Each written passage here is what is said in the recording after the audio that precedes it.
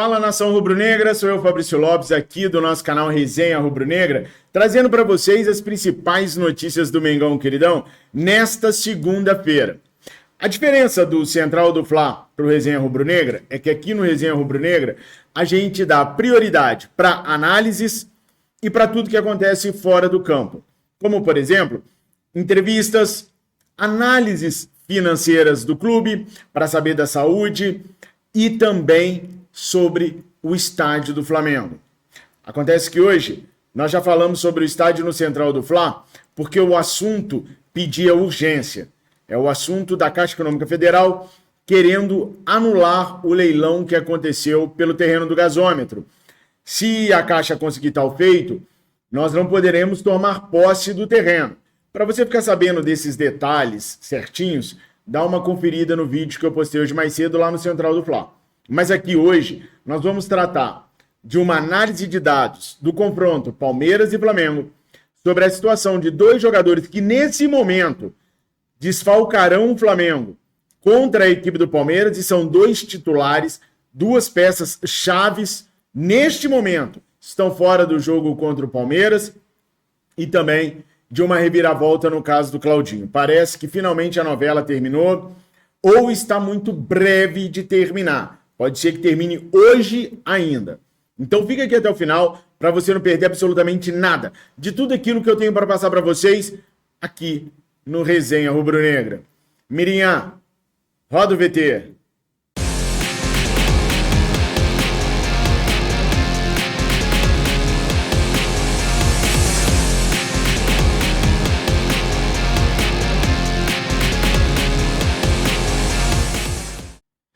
Bom, antes de mais nada, nação, falar um pouquinho aqui, bem rapidamente, sobre o atletismo nas Olimpíadas. Como que os árbitros lá roubaram na cara dura a Rebeca Andrade, hein? A Simone Biles caiu do cavalo e os caras roubaram o Brasil na cara dura mesmo, com a Rebeca Andrade. Um pecado. Rebeca vem fazendo uma Olimpíada maravilhosa, vem se destacando aí por ser a atleta feminina com o maior número de medalhas em Olimpíadas, pode bater mais recordes ainda, e os caras vão lá e roubam a Rebeca Andrade na cara dura como fizeram, a vergonha. E a gente que acha que a arbitragem brasileira é que é ruim, hein? E a gente que acha que a arbitragem do futebol brasileiro que é ruim. Mas não é só aqui não. Lá também o bicho pega e pra mim foi ridículo. Aliás, vocês assistiram, gente? Eu sei que tem muita gente envolvida, tem muita gente assistindo Olimpíadas.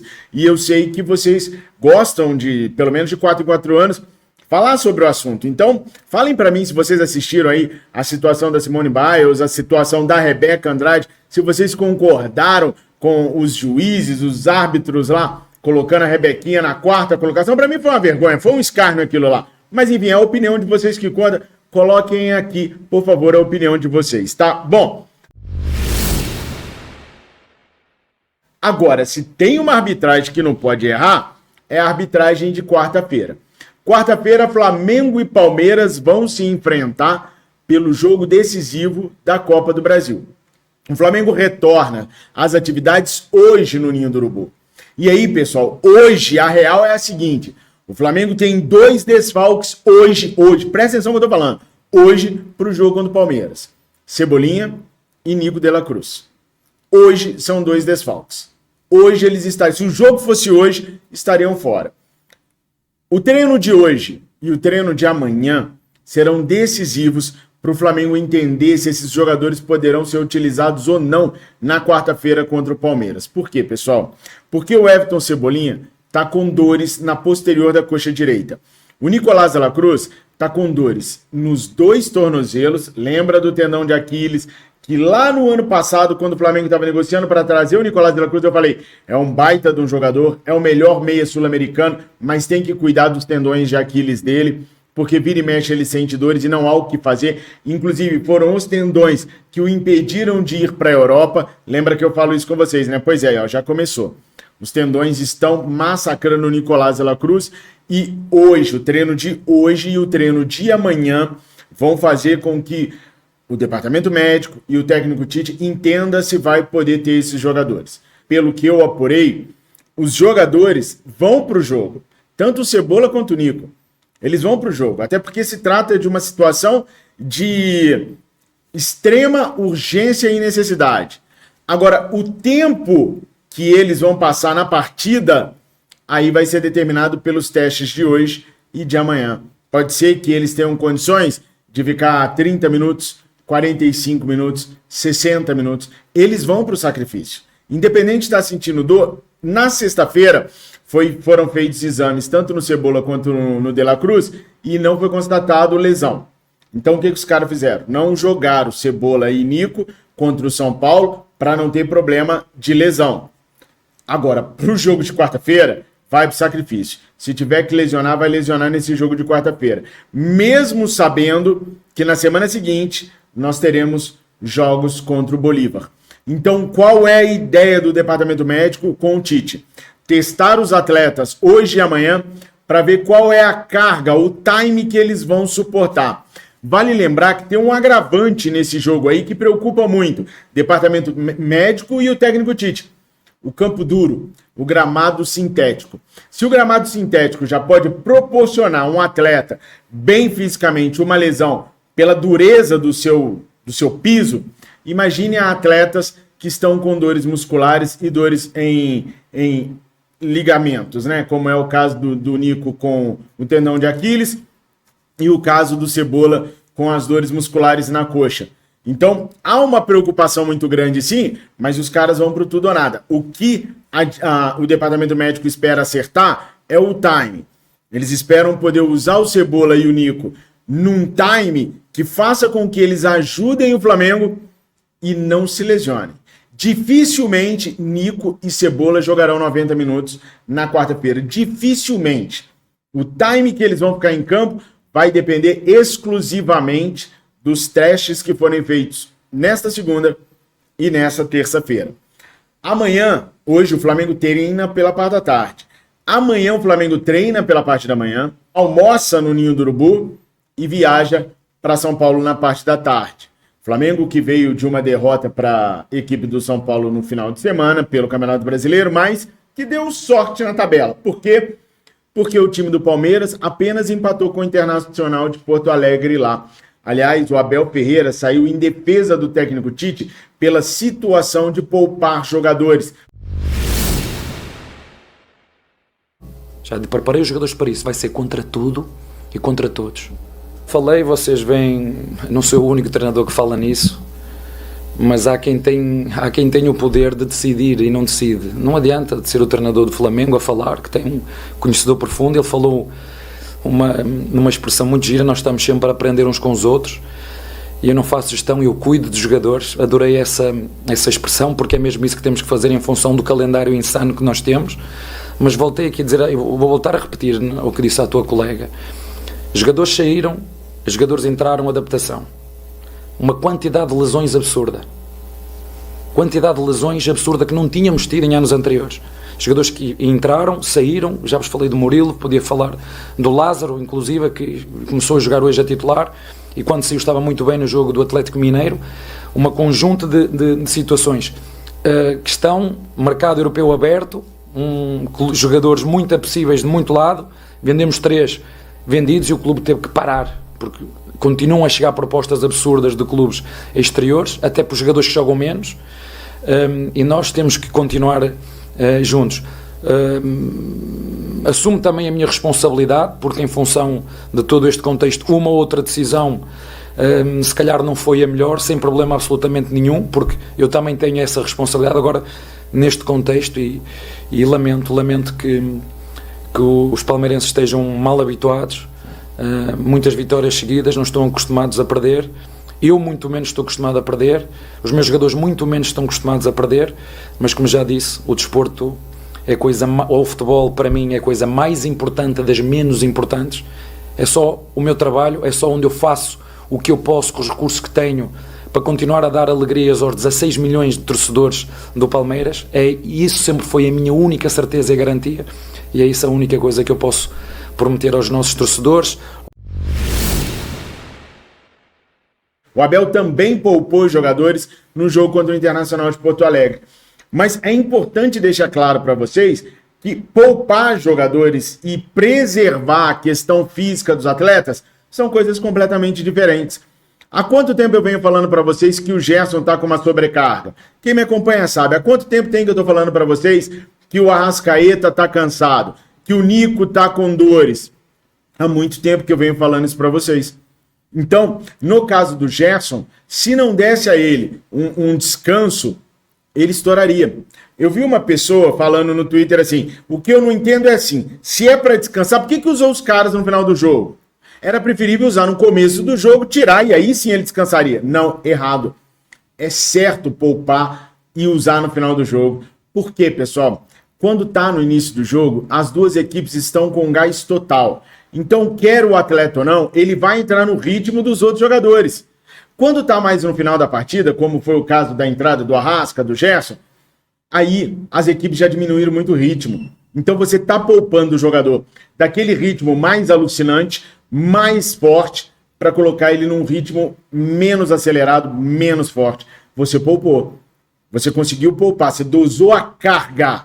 Tem que saber usar até o termo, porque poupar não dá a dimensão exata do que é o trabalho.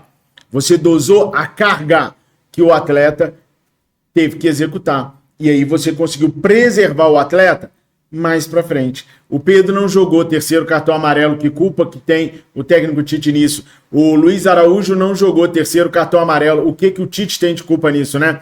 Então não é passar pano pro Tite, porque eu acho que o Tite pensou certo, mas executou errado, tá?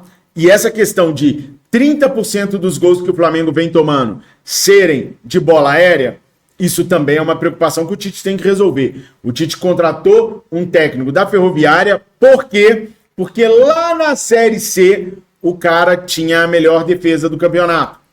Então, que o Vinícius dê conta do recado agora e acerte essa defesa. Porque se o Tite, com a sua experiência de 40 e tantos anos de treinador, não conseguiu sozinho arrumar a defesa do Flamengo, então que o cara que ele contratou arrume. Porque o Palmeiras, gente, uma das maiores armas que tem um time que joga num 4-3-3 são as bolas alçadas na área. E o Palmeiras vai fazer questão de alçar bolas na área o tempo todo, para tentar ali o primeiro gol. Aí vem no abafa, faz o segundo gol. O Palmeiras não precisa de 3 gols. O Palmeiras precisa de 2. Fez o primeiro, vai pro abafa e faz o segundo. E vão para as penalidades ver o que acontece. Então, essa é a realidade do jogo. Não acredito que o Palmeiras vá conseguir, acho que o Flamengo tem um time melhor, mas me preocupa sim essa questão da bola aérea do Flamengo, tá? Agora, se a gente for olhar o retrospecto de Flamengo e Palmeiras, aí eu tenho pena do Palmeiras, aliás, tenho pena nada. O retrospecto é ridiculamente favorável a nós, principalmente se o corte for mais recente. Eu coloquei aqui do ladinho o corte de jogos total e o corte de jogos pela Copa do Brasil. São 109 jogos no total entre Palmeiras e Flamengo. 33 empates, 39 vitórias do Palmeiras, 37 vitórias do Flamengo. Essa diferença, gente, ela já foi muito maior. Quem é mais velho como eu sabe que o Palmeiras, na década de 90, se reestruturou demais e ganhava direto do Flamengo.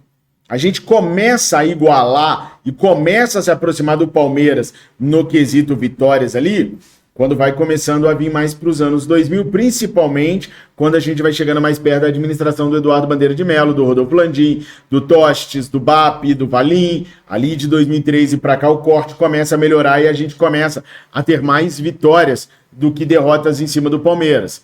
São 162 gols marcados pelo Palmeiras e 161 gols marcados pelo Mengão Queridão. Pela Copa do Brasil foram 5 jogos. Teremos o 6º jogo nesta quarta-feira. Aí, gente, o Flamengo é plenamente dominante sobre a equipe palestrina.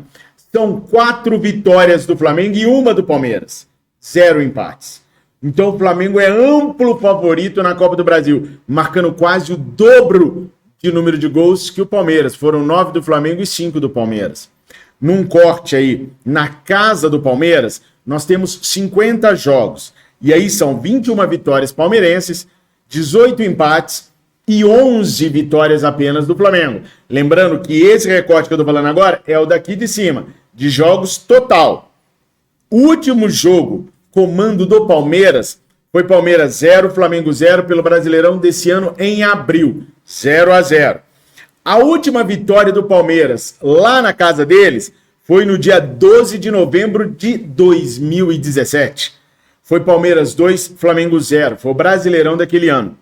De lá para cá, pessoal, foram 7 jogos no campo do Palmeiras, com 5 empates e 2 vitórias do Flamengo. Ou seja, em 7 jogos, nós não perdemos na casa dos caras. Se o retrospecto for esse, Flamengo está classificado para as quartas de final da Copa do Brasil. Se o retrospecto se manter como está até agora, Flamengo está classificado. Agora, para o retrospecto se manter, o que tem que ser feito? O Flamengo tem que fazer sua parte. Tem que treinar com afinco, tem que treinar com força, tem que treinar como se tivesse 0-0 e precisasse da classificação ainda. Eu falei hoje mais cedo que o Flamengo tomou uma virada do Fluminense pela Copa do Brasil. Algumas pessoas ficaram chateadas comigo, né? Pô, Fabrício, mas naquela época os caras queriam derrubar o treinador, não sei o que tem. Não me interessa a circunstância. Me interessa que ganhamos o primeiro jogo de 2-0 e depois perdemos de 4-1. Esse tipo de virada não pode acontecer. Ganhamos no México lá atrás, do América do México, de 4-2, perdemos de 3-0 no Maracanã. É bom a gente estar com o alerta ligado. A gente sabe que a gente tem certeza que não vai acontecer nada nesse sentido, mas a gente tem que estar com o alerta ligado para a gente não tomar bola nas costas, para que não aconteça de novo um maracanazo lá na casa do Palmeiras. É Maracanazo que essas desclassificações, infelizmente, foram no Maracanã. Né? Teve também uma outra aí da Libertadores da América que a gente tomou uma virada, não sei se foi contra o Olímpia, né? Enfim, não queremos isso. E para não querer, a gente tem que lembrar o passado. Quem não lembra o passado, corre o risco de cometer os mesmos erros no futuro. Concordam comigo? Então é por isso que eu já estou avisando, para geral já cobrar, já ficar falando para tomar cuidado, para manter os jogadores em alerta, para o Tite saber que o jogo é jogado, lambaria é pescado, jogam-se os homens e não os nomes. Fechou? Bom, claro que eu preciso que você curta, comente, compartilhe, para eu poder conhecer aquilo que você pensa sobre cada um dos tópicos que a gente está falando aqui. E é claro que para a sobrevivência do nosso canal, nós precisamos da sua inscrição. Verifica se você ainda está inscrito. O YouTube de vez em quando costuma te desinscrever aí. Se você passar um tempinho sem vir aqui, ele vai lá, arranca sua inscrição. E se você tiver, verifica se no sininho está marcada a opção todos para você receber todas as notificações de vídeos da gente. E além de nos recomendar, mas não é falar assim, ó, vai lá não. É falar de verdade, é todo dia colocar lá pra galera se inscrever. Sabe aquele grupo que você participa, da família, do trabalho, da academia, do Flamengo mesmo? Vai lá e coloca e fala pra geral, olha, tem que ir lá, vai lá se inscrever, você vai gostar e tal. Água mole em pedra dura, tanto bate até que fura. Os canais crescem e a gente continua aqui com vocês. Beleza? Bom, vamos falar do Claudinho. Essa novela parece estar próxima de um ponto final, tá? Vocês sabem que a gente tem um delay Rússia-Brasil por causa do fuso horário. E aí a gente vai apurando. E o que acontece agora é o seguinte. A imprensa russa começou a divulgar que ficou definido por lá que não vai se negociar mais nem o Wendel, nem o Claudinho. Claudinho tem contrato com o Zenit até o final de 2027, tá? Até o final não, até o meio de 2027. Então ele ainda tem mais 3 temporadas para cumprir lá no Zenit. O Zenit estava disposto a vender o Claudinho, sim. Até porque o Claudinho já disse que não vai renovar o contrato. Então, daqui para frente, a tendência é o Zenit perder dinheiro com o Claudinho. Vamos ver se o Claudinho realmente vai manter aquilo que disse e não vai renovar com o Zenit. Mas, prioritariamente, a ordem de momento é essa. O Flamengo ainda estava conversando, ainda iria realizar mais uma reunião com o empresário do Claudinho para mandar uma contraproposta para o Zenit. Talvez essa reunião até aconteça, porque o Flamengo não vai desistir, ainda que o Zenit possa vir a desistir. Agora, por que o Zenit estaria desistindo de negociar o Wendel e Claudinho? O Wendel nem nos interessa, tá? Mas por quê? Porque eles não estão conseguindo contratar mais nenhum meia. O Ilic, do Torino, não foi possível deles contratarem. O Amiri Harit, do Olympiacos, também não foi possível deles contratarem. Eles estão sofrendo muito com a questão da guerra que está acontecendo lá. E muitos jogadores têm recusado jogar no time do Zenit, do CSKA, do Rostov, dos times de lá, porque eles estão ficando escondidos para o resto do mundo. vendo esse cenário, percebendo que eles não vão conseguir contratar meias, eles vão segurar quem eles têm. A vontade do treinador é se livrar do Claudinho e trazer o Ilic ou trazer o Amiri Harit. Mas como eles não estão conseguindo, devido às negativas de clubes e jogadores de irem para lá, eles podem sim segurar o Claudinho. Quando eu digo eles podem sim, porque vai depender também de como o Flamengo entrar nesta semana, nessa contratação, nessa negociação, tá? Primeira coisa que o Flamengo tem que fazer é acertar com quem que tem que falar. Ao invés de falar com o Dimitri, falar com o Alexander. Não, zoei, eu tinha que zoar, desculpa. Primeira coisa que o Flamengo tem que fazer é a contraproposta pelo empresário do atleta. Talvez subir os números um pouco, para poder pegar os caras de calças curtas. Fabrício, mas isso daí não é um blefe dos russos? Não é, pessoal, porque realmente os jogadores que estão lá na Europa estão negando ir para o Zenit. Tá? Se ainda tivessem as negociações com o Ilic e com o Amiri Harit, aí eu falava para você, não, isso daí é um truque para os caras aumentar o valor do Claudinho. Mas realmente eles não estão conseguindo a contratação dos meias. E isso está frustrando eles. E aí, tipo assim, se eu não vou conseguir trazer ninguém para o lugar do Claudinho, então que se mantenha um Claudinho. Então, essa dificuldade na reposição pode sim fazer miar, subir no telhado a contratação do Claudinho. E aí tem que ficar bem claro, a culpa não é do Flamengo. Eu vejo assim, o Claudinho é um baita de um jogador. Seria muito assertiva a contratação dele. Mas a gente teria que entender, eu pelo menos entendo, vou colocar assim, que o mercado de vez em quando ele flui para lados que independem da vontade do clube de regatas do Flamengo. E as coisas acabam dando errado. Bom, coloca nos comentários o que vocês pensam sobre tudo isso. Curta, comenta, compartilha e ajuda a gente chamando mais irmãos e irmãs rubro-negros e rubro-negras para estarem aqui junto conosco. Eu sou Fabrício Lopes, você está no Resenha Rubro-Negra. Fiquem com Deus, tenham uma excelente semana. Saudações rubro-negras.